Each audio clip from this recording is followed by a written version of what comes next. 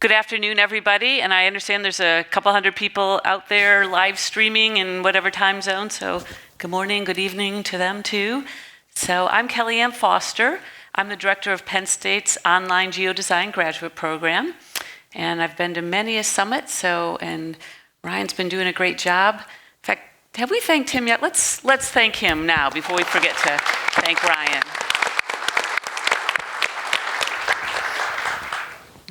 I don't know about you, I'm having a lot of fun. There's so much information. It's both fun, but also kind of mind-blowing, right? I mean, there is so much wonderful information coming at us. And as Petra just said, and others have said, the future's uncertain, right? We don't know it. And I'm starting to think the way we can use geodesign to help us look forward and look at options. I'm starting to think maybe we should call geodesign a digital crystal ball to help us look through and see what's happening out there. So anyway, I want to pick up on some of this the dynamic, pretty much mind-blowing things we've been seeing. And the first thing I want to start out with this idea of digital twin. I've been hearing this for a couple of years, and Helen, you've got one kind of stood up a little bit. It sounds like you're starting to work with that, and it's. Digital twins. Cities are really dynamic and complex. Where do you feel? Where do you feel it's being effective, and what's are there still like real-time traffic or weather, or what kind of other things might be needed to have it even be more robust? Yeah, I think it's still really in the early stages. So particularly with the Heathrow one, we're putting in the foundations to create that. But I hear it on many projects, we hear it with many organisations as well coming up, and there is no one single real definition, I think, of what a digital twin is. It depends on what it is you're trying to do, and it can be as simple as just some maps and being able to run some scenarios on a map, depending on what your system is. If you're looking at trying to make a full digital twin of a city, then that's got to be one of the most complex ones that you're talking about there. So I think it's going to be a real challenge going forward in the future, and really interesting. And as I say, the data that you need to do that and bring that in.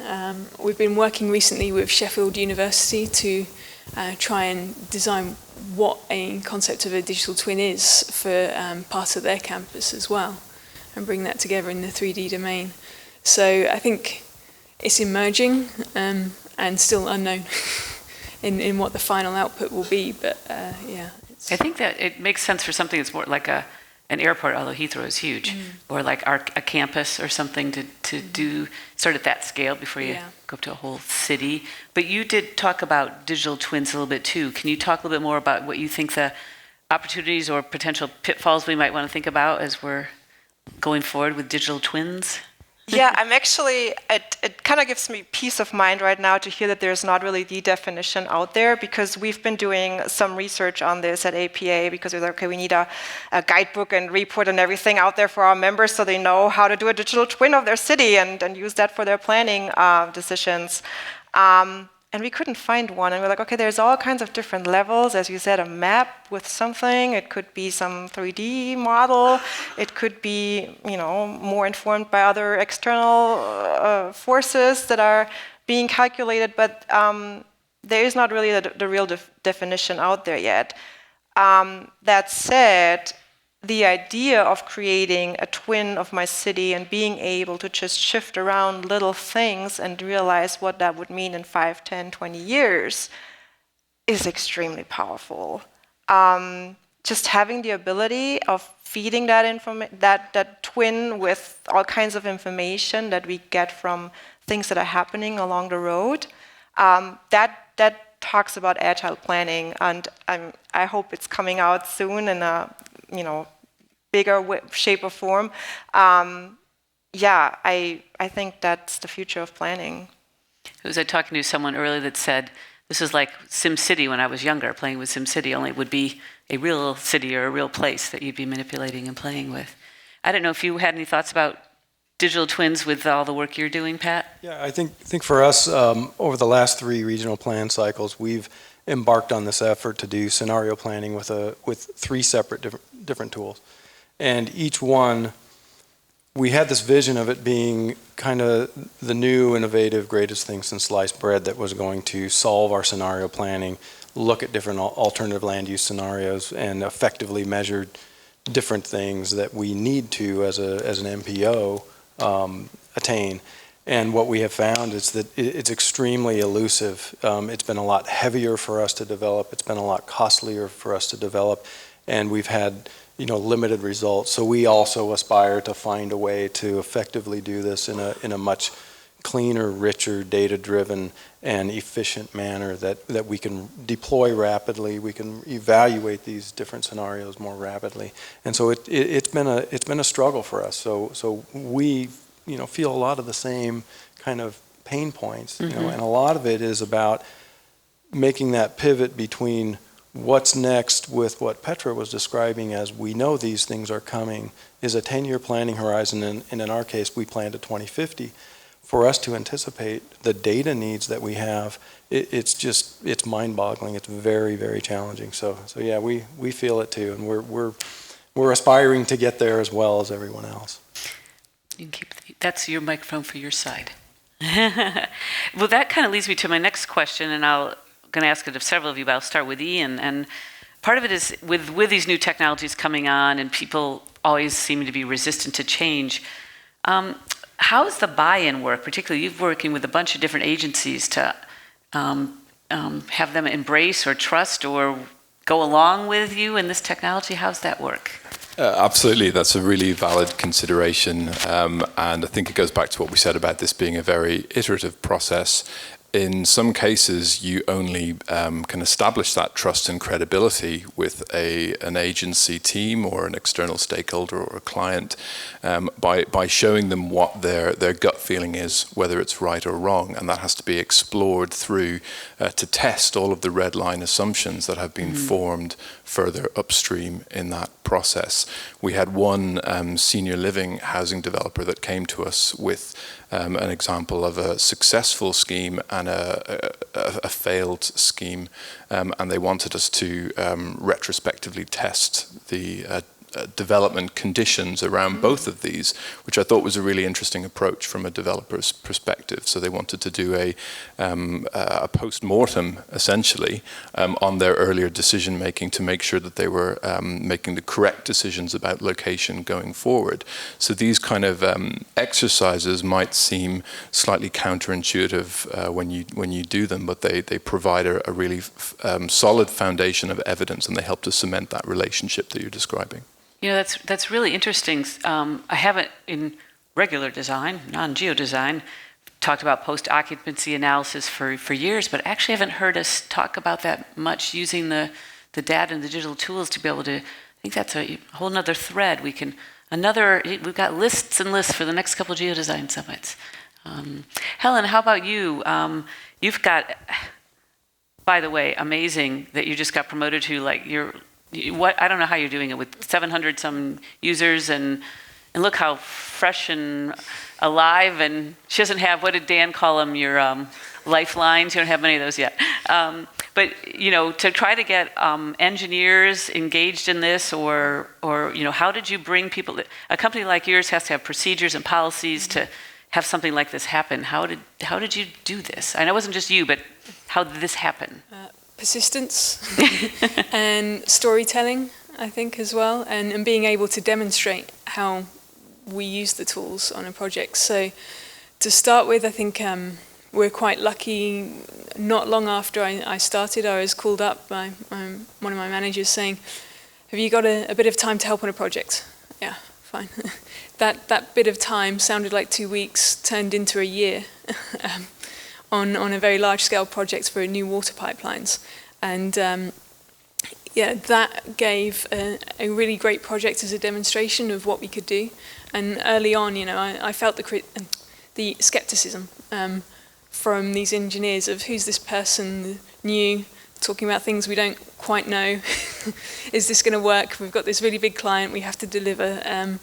But yeah, it worked out. It was just plugging away, creating the maps, doing the work, and demonstrating how it can help and what the benefit is, and to keep demonstrating that in talks. And I've said before, sometimes I feel like, oh, we've done so many talks, we need to calm down and not don't want to bore everyone with this. Like, don't they know this already? But the people refresh. You get new people in.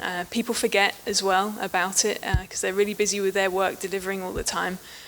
So you do just have to keep going and keep showing how it's been useful and what the benefits are. And that's the next challenges as well for us, is to really look at the business benefit and the value that we're getting from our global agreement that we now have. Because before long, we're going to be halfway through that agreement, and we're going to be starting the process again of what comes after that, the next agreement.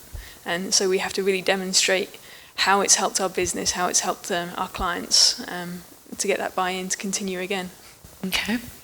So Pat, I have a slight twist on that for you. You've obviously, SANDAG's been, you said since 71, been an Esri customer, but how are you hoping to get, as you said, your next phase is broader input and involvement. How are you hoping to kind of get public or other agencies buy-in to these plans?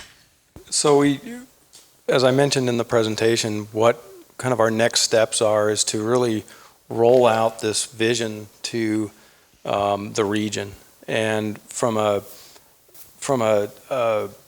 production standpoint, so to speak, at the MPO we are driven by committees and the board of directors. On the kind of the other side of things, we have a tremendous amount of stakeholder outreach, community-based organizations, and what we're doing next is we're reaching out to our community, or our committees, and we're doing a presentation, which is not traditionally what we have done in the past. It will be a combination of your obligatory PowerPoint presentations that you will go through and describe the process that we've gone through, but also a lot of interactive content. There will be story mapping, some visual simulations that our consultant teams have developed around mobility hubs and shared spaces and connectivity and access.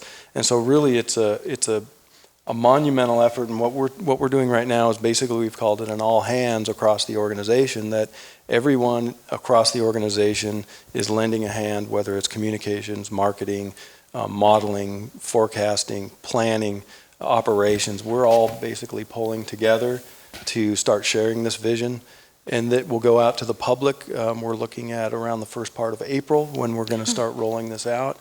And then the real hard work begins in terms of building that consensus, not just with your elected officials, but with our stakeholder communities, with the public, and even internally, because this is a big push. I mean, it's a really big push. We go through this every 4 years, but the reality is we deliver a regional plan and a programmatic program level EIR every 4 years, but we turn right back around and start this mission all over again. And this time it's just even a larger effort. It's a big push and a big effort, and there's 300 folks in the organization that are going to be directly involved in that. A couple of terms I've heard, and I mean they're not new terms, but I want to get your thoughts on them. We'll start with you, with Petra. The idea of crowdsourcing. I mean, this is an important way to get information.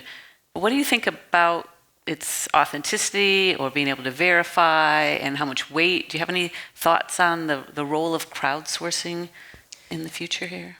Yeah, and so there's different thoughts on that actually. Obviously, cell phone data can give you a lot of information. There's phone apps that are made to get information.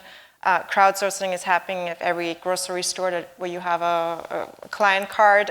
They collect all the data of what you buy and what your preferences are. It's hard to tell right now what the future of crowdsourcing is, and I'm looking at Europe specifically right now with the data protection law that they put in place in 2018, and California has something similar now too, and I'm just waiting for it to spread across the country, because that's really where the consumer has the ability to opt out. And the question for me as a planner is here really, how is that going to affect the way we get information and data in the future, and how objective and representative will that data be if a majority of people selects to opt out? And And you used a term, decode, Helen, decentralized citizen-owned data ecosystem. That was very interesting to me, citizen-owned data. What can you share a little bit more about that? That was very intriguing to me. Well, that's just a project that I've come across within Europe, so it's not one of our projects. Okay, okay. But yeah, so it's, when I came across this just over a year ago, I thought it's a very interesting concept, and the new approach, and back again to this holding your own data and the privacy issues. Mm-hmm. So, and also just recently, Sir Tim Berners-Lee has brought out a contract for the internet, trying to say, where things are going isn't where he originally thought it was going to go, and he wants to bring it back. And I think that's hopefully the way that things will move and make it more democratized. I think it's going to present some other challenges in terms of within Europe with GDPR. It's not really stopped us having data to use. It's just about the way that we use and control it. We're putting some more checks, and I think it's a good thing. The way that that's happening, it makes us more conscious, and we have training programs across our company to be aware, because we realize we're handling people's data every day, whether that's our GIS teams or any other team. We're always interacting, even taking people's business cards. We've got to be careful with that and what we do with people's information and how we use it. We can't assume we can just start sending them our company material anymore. We hold it for the personal interaction. Interesting. Okay. Mm-hmm. Yeah, so that's going to be a space to continue to watch too, for sure. I mean, data in general and how it's acquired is. So Ian, as soon as I read your little abstract, I was really fascinated. I'm directing our online graduate program, but I also am an advisor for one of our geodesign graduate students on his capstone project. And he's dealing with the housing shortage associated with, for those of you who don't know, the Amazon has selected a new headquarters. It's going to be near DC in Arlington, and there's already a housing shortage in that area, and there's a prediction to be more. So he's been looking at housing shortage and how to address that. And these are the types of challenges that are really well suited to multi-scenario studies that geodesign enables. And it sounds like you had a large ensemble involved of stakeholders and different agencies. How did you use the tools to keep them engaged, keep them coming back and being involved, and also even just getting up and running and facilitating everyone's input to be sure you heard from everyone? Well, there wasn't really any geospatial element called for in the tender. So having any element of it brought to bear was a means of engaging them. So the initial requirement was for an Excel spreadsheet to be passed back. So that was the starting point for that particular investigation. I think that the nature of these projects allows that kind of dynamic element of exploration, and it's particularly well suited to a large stakeholder group because everybody brings their own perspectives into the mix. In particular, the Ministry of Defence sites have very particular requirements, as you'd expect, and also the NHS. So car parks surrounding a hospital obviously have to be dealt with in an entirely different way. So the articulation process allows us to capture these specific needs, and in those two cases they became parallel pieces of investigation because to retain those needs in the overall study would have frankly kind of ground certain elements of it to a halt. So they were split off for that reason. So I think it's the nature of this kind of exercise allows for this co-creation. It's a term we've heard across a number of the presentations. I think seeing things, again, it's dangerously close to the Esri corporate line here, but seeing things spatially, I think stimulates people's thinking.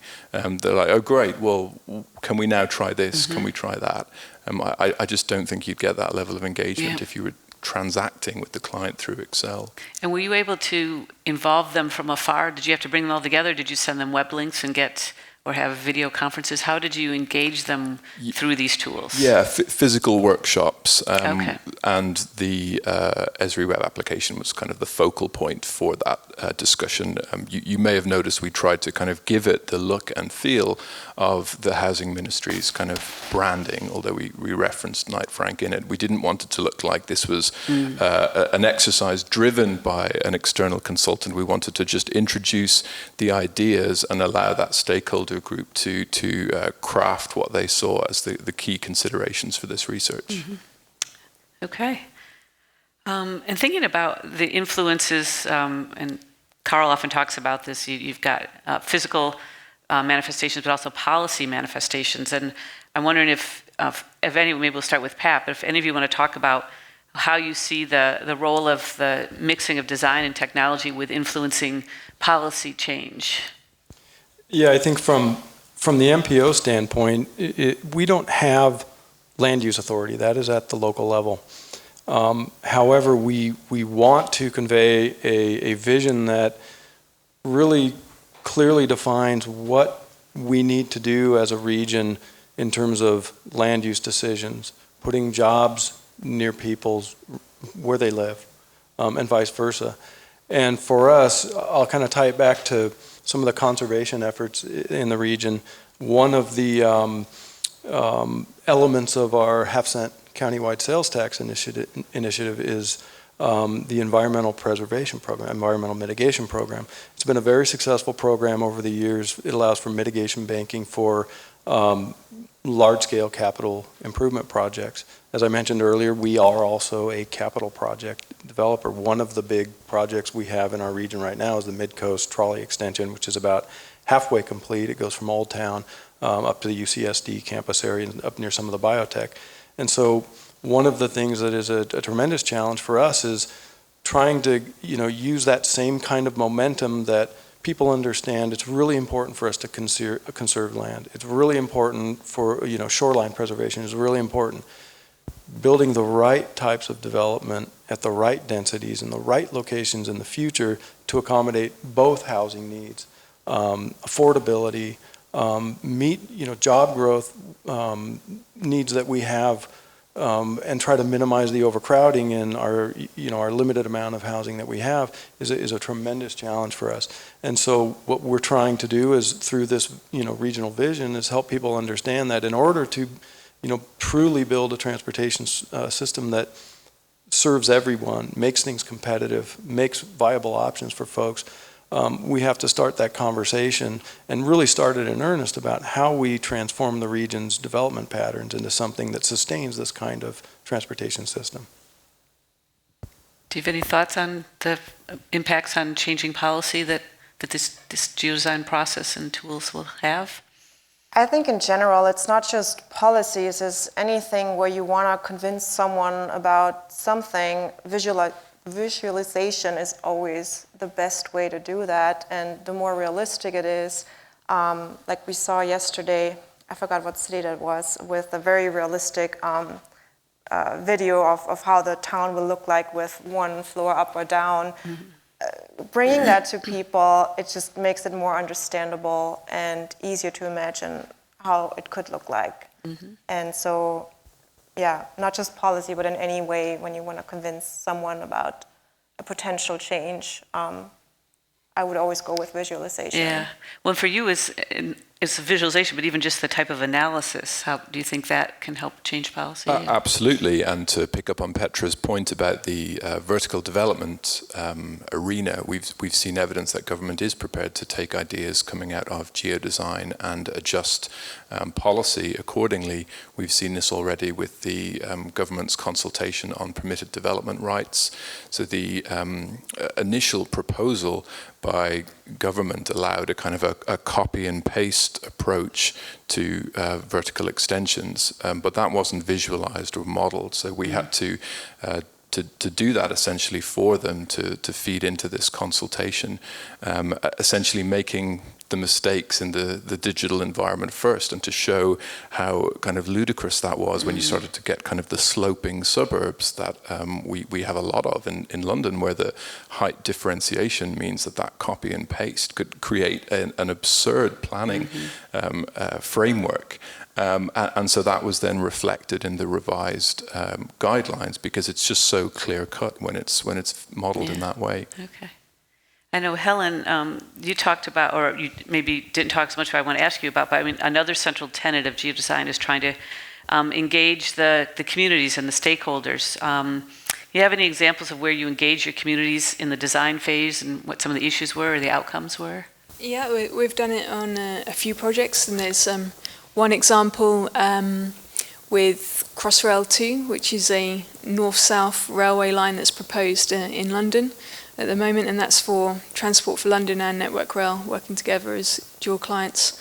And we created a start towards a digital EIA with an environmental scoping story map, combined with a database workflow there, which was shared with our statutory stakeholders. So that's the quasi-government bodies and things in the area who hold an interest in it, as an initial feedback to show them, rather than handing them these big, thick reports and say, read that and give us your feedback. We gave them these interactive story maps that walk them through it, show them the maps and the plans, let them move in and out and see what was really relevant to themselves, and pull out the key information from the reports. And at the same time allow them to then add their feedback into the database, which triggered a workflow which would send that to the key person on whatever subject they're talking about, so they can respond to what they're saying. And the feedback from that process was they were overall quite positive about going this way with these digital tools rather than the old hard copy format. So I mean, we've still got the regulatory legal issues. We still have to produce a full report at the moment, but we're starting to be doing both and delivering in both, so that we can tick the legal boxes, but then get something that's a bit more dynamic, a bit more interactive. And through that, we actually won a supplier award with TfL, the Transport for London, for innovation for that project. And that also then won our internal innovation award the same year. And again, this is another way of a story to tell, to highlight it within the company, what we can do. And bring more engineers on board, make them, suddenly the light bulbs turn on again of, and then we can do this, and then we can do that. And so, yeah. That's great. Well, Ryan, I've got several more things, but Brian's given me, it's time for a break, I think. But keep in mind, all of these folks are going to be at the various breakout discussion sessions later, so you'll have a chance to continue conversations that way. I just wanted to add one more thing, if I can, real quick. Okay. Something that we've talked a lot about is kind of going out to your communities and reaching out and showing them things. But one of the things we've done at SANDAG is we've actually invited folks in. We've created what we call a vision lab on our 20th floor. And it's an area where we have planners and engineers and technical folks all working together in this kind of collaborative environment. And we've also had open houses where we've brought the public in to we make a joke about see the planners and modelers and engineers in their native environment, right, when we're actually doing this work. And it's been very effective to show these visualization tools, these visual sims, the story maps. So bringing folks in and kind of showing them how you do this, how you are doing this work, how you really are being data-driven has been very effective for us. So I just throw that out there for any agency, organization, or even the private sector. Hopefully bringing school groups too. We got to start a lot young of academia coming in. Yeah, it's just been a great experiment. So. Yeah, good. Well, I want to thank all of you very much for your contributions and your presentations and here right now. So, thanks.